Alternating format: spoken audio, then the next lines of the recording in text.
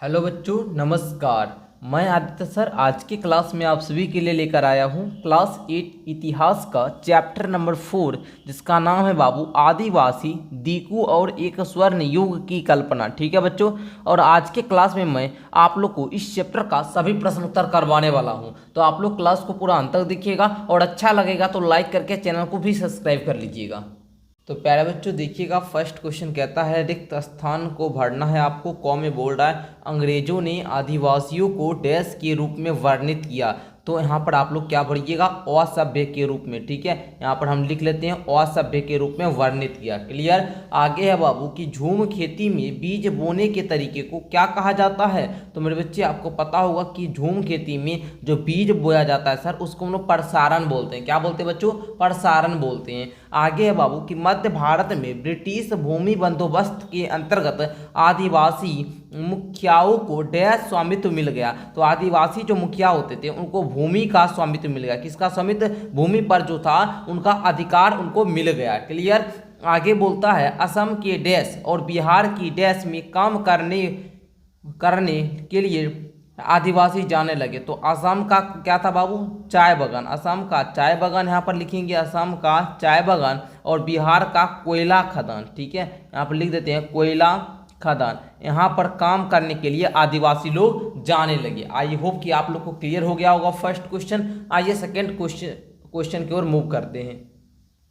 तो question number 2 कहता है बच्चों सही या गलत बताइए। कौ में है झूम काश्तकार जमीन की जुताई करते और बीज रोपते हैं। तो ये बात सर गलत है। झूम काश्तकार जमीन की जुताई करते और बीज रोपते हैं, ये बात सही नहीं है, ये आप लोग गलत लिख लेंगे। आगे व्यापारी संस्थानों में कृमि कोष खरीदकर उसे 5 गुना ज़्यादा कीमत पर बेचते थे। हाँ सर, ये बात तो सही है। ओके, चलिए आगे देखिएगा। बिरसा ने अपने अनुयायियों का आह्वान किया कि वे अपना शुद्धिकरण करें, शराब पीना छोड़ दे और डायन व जादू टोने जैसी प्रथाओं में यकीन ना करें। ये बात बिल्कुल सही है बाबू। तब ना वहाँ के लोग बिरसा मुंडा को भगवान का दर्जा देने लगे, इनको पूजा करने लगे। ठीक है, चलिए आगे देखिए। अंग्रेज आदिवासियों की जीवन पद्धति को बचाए रखना चाहते थे। तो ये बात गलत है। ठीक है, अंग्रेज जो थे ना वो आदिवासी का जीवन पद्धति को बचाए रखना नहीं चाहते थे। उस पर है ना आपको पता होगा कि वो किस किस प्रकार से अत्याचार कर रहे थे। ठीक है,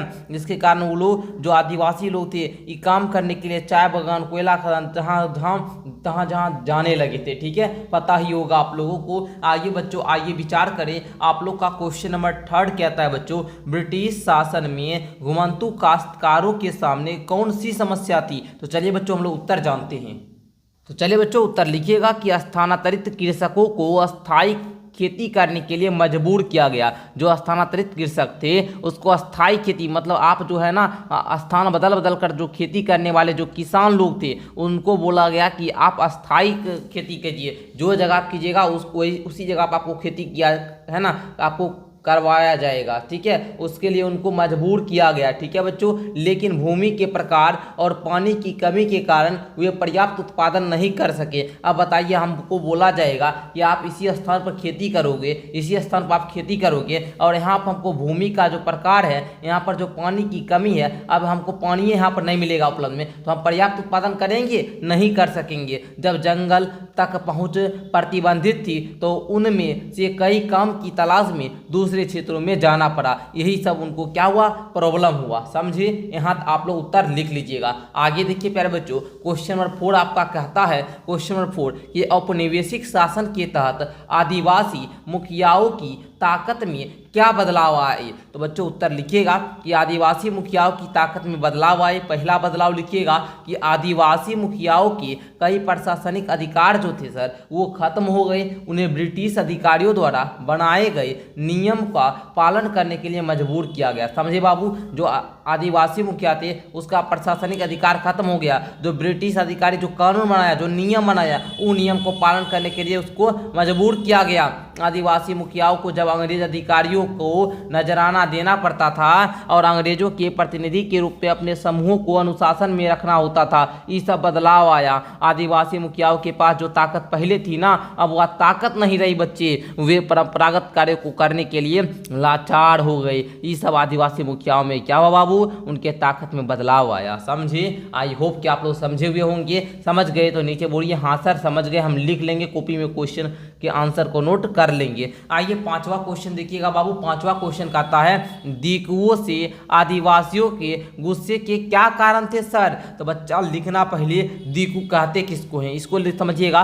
बोलिए आदिवासी मिशनरी, सूदखोर, हिंदू, जमींदार तथा अंग्रेज अधिकारियों को हम लोग दीकू बोलते हैं। दीकुओं से अंग्रेजों के जो गुस्सा का कारण था सर वो निम्नलिखित था। पहला बोलिएगा आदिवासी दीकुओं को अपनी गरीबी तथा दयनीय अवस्था का कारण मानते थे। दूसरा बोलिएगा कि आदिवासियों का मानना था कि कंपनी की भू राजस्व नीति उनकी पारंपरिक भूमि व्यवस्था को नष्ट कर रही थी। तीसरा लिखिएगा कि आदिवासियों का मानना था कि हिंदू जमींदार और सूदखोर उनकी जमीन हड़पते जा रहे हैं। क्लियर? ये सब था आदिवासियों के गुस्से के कारण। ठीक है, चलिए इसी में एक चौथा लिख लीजिएगा कि आदिवासियों का मानना था कि मिशनरी उनके धर्म और पारंपरिक संस्कृति का आलोचना करते हैं। बस इतना ही लिखना है क्वेश्चन नंबर 5 के उत्तर में। आई होप कि क्वेश्चन नंबर 5 का उत्तर आप लोग आसानी से लिख पाएंगे। आइए बच्चों अगला हम लोग क्वेश्चन नंबर 6 को समझते हैं।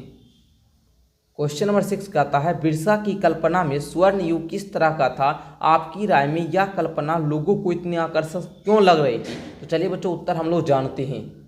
तो उत्तर लिखिएगा आप लोग, बिरसा की नज़र में स्वर्ण युग। ठीक है, एक में बिरसा ने अपने अनुयायियों से अपने गौरवपूर्ण अतीत की पुनर्जीवित करने के लिए संकल्प लेने का आह्वान किया। पहला लिख लीजिएगा बिरसा की नज़र में स्वर्ण युग के बारे में। दूसरा लिखिएगा कि बिरसा ऐसे स्वर्ण युग की चर्चा करते थे जब मुंडा लोग अच्छा जीवन जीते थे, तटबंध बनाते थे, कुदरती झरनों को नियंत्रित करते थे, पेड़ और बाग लगाते थे,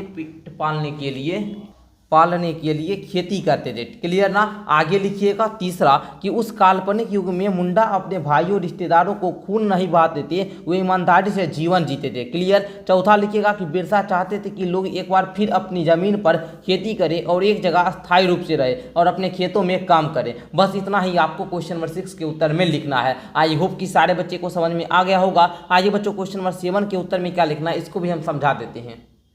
ध्यान देंगे। क्वेश्चन नंबर 7 कहता है आइए करके देखिए। अपने माता पिता, दोस्तों या फिर शिक्षक से बात करके 20वीं सदी के अन्य आदिवासी विद्रोहों के नायकों के नाम पता करें, है ना, उनकी कहानी अपने शब्दों में लिखना है। 8वां प्रश्न कहता है बाबू कि भारत में रहने वाले किसी भी आदिवासी समूह को चुने, उनके रीति रिवाज, उनके जीवन पद्धति का पता लगाना है, देखना है और पिछले 50 साल के दौरान उनके जीवन में क्या बदलाव आए इसको भी लिखना है। तो ये दोनों आपको स्वयं करना है। ठीक है बच्चों। यात्रा उड़ाव, ये यात्रा उड़ाव झारखंड राज्य का छोटा नागपुर क्षेत्र का एक जनजातीय स्वतंत्रता सेनानी था। ठीक है, उनके नेतृत्व में, ठीक है, 1914 से 19 के दौरान ब्रिटिश शासन के विरुद्ध आंदोलन चलाया गया। ठीक है, ठीक है, चलिए।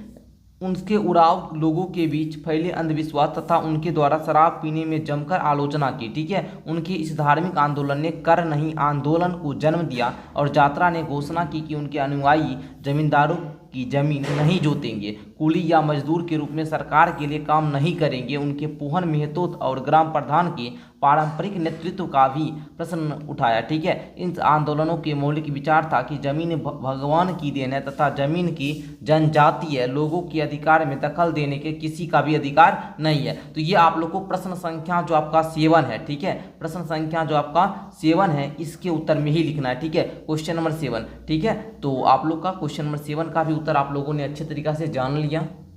इस प्रकार आप लोगों ने क्लास 8 का जो हिस्ट्री बुक था इसका चैप्टर नंबर 4 का सभी प्रश्न उत्तर अच्छे तरीका से कर लिया। आई होप कि वीडियो अच्छा लगा होगा। अच्छा लगा तो लाइक करके चैनल को सब्सक्राइब कर दीजिएगा। अगर कुछ इस चैप्टर में डाउट है तो नीचे कमेंट करके जरूर पूछिएगा। मिलते हैं अगली क्लास के साथ, तब तक के लिए बहुत बहुत धन्यवाद।